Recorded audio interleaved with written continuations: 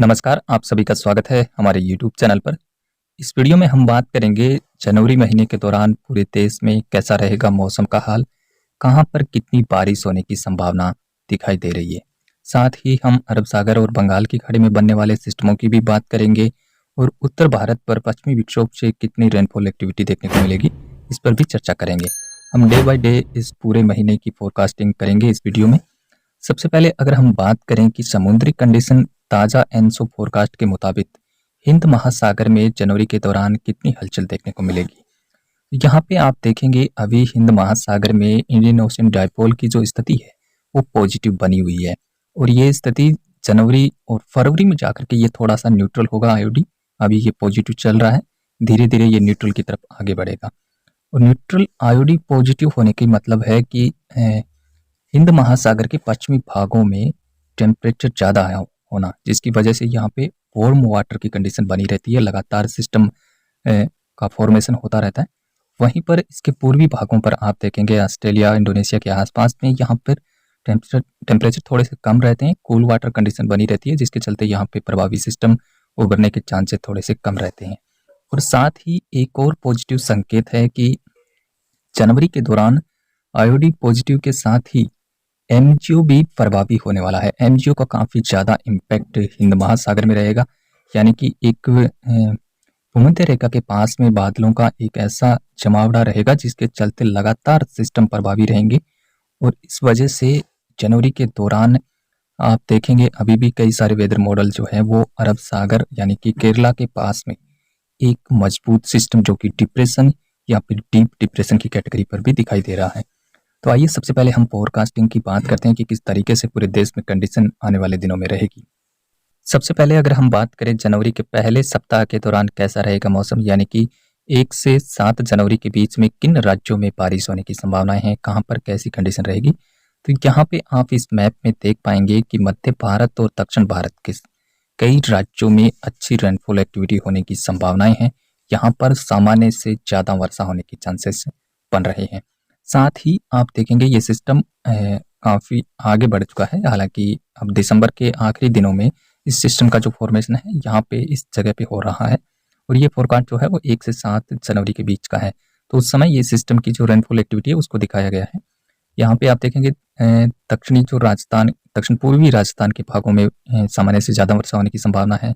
साथ ही दक्षिण पूर्वी उत्तर प्रदेश के भागों पर भी, मध्य प्रदेश के लगभग सभी भागों में, महाराष्ट्र के विदर्भ और मराठवाड़ा रीजन में भी अच्छी रेनफॉल होने की संभावना है। सामान्य से ज़्यादा वर्षा यहाँ पर देखी जाएगी। और बिहार के कुछ भागों के साथ साथ झारखंड, छत्तीसगढ़, उड़ीसा और तेलंगाना के भागों में सामान्य से थोड़ी ऊपर वर्षा होने की संभावना है।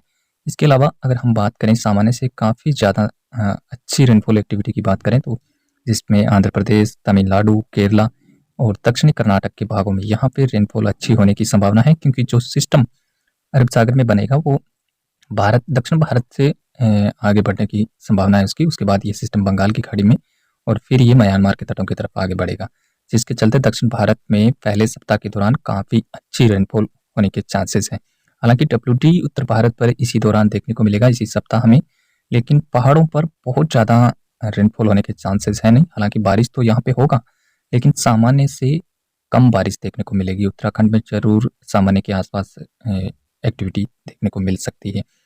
इसके बाद अगर हम बात करें दूसरे सप्ताह के दौरान यानी कि 8 से 15 जनवरी के बीच में भारत के किन राज्यों में रेनफॉल एक्टिविटी कितनी देखने को मिलेगी, तो यहाँ पर भी आप देखेंगे दक्षिण भारत और कुछ मध्य भारत के इलाकों में रेनफॉल एक्टिविटी ज़्यादा होने के चांसेस हैं, जिसकी हमने डिस्कस पहले भी किया था कि अरब सागर और बंगाल की खाड़ी दोनों में हलचल रहेगी, आईओडी और एमजीओ का सपोर्ट रहेगा, जिसके चलते साउथ इंडिया में अच्छी रेनफॉल होने के चांसेस हैं जनवरी के दौरान।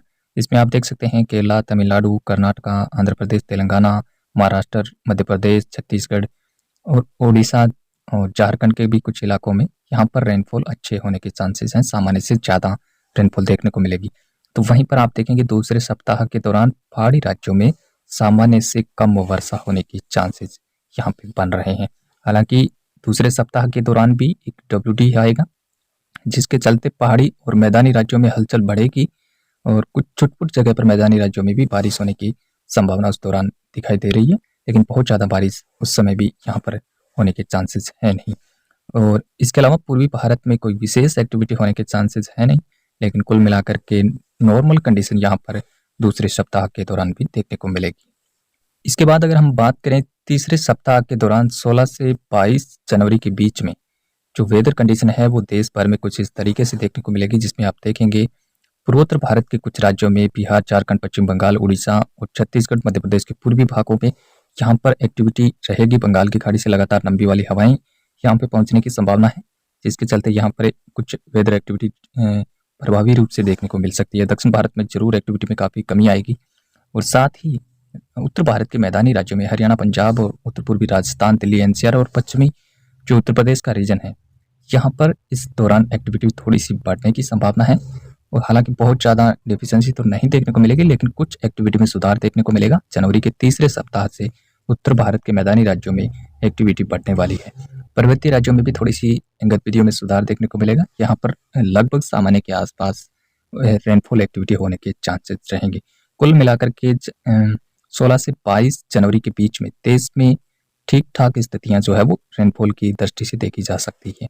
बहुत ज़्यादा कहीं पर कमी नहीं है, बहुत ज़्यादा रेनफॉल एक्टिविटी कहीं पर दिखाई नहीं दे रही है, लेकिन नॉर्मल के आसपास जो है वो एक्टिविटी होने के चांसेस तीसरे सप्ताह के दौरान दिखाई दे रहे हैं।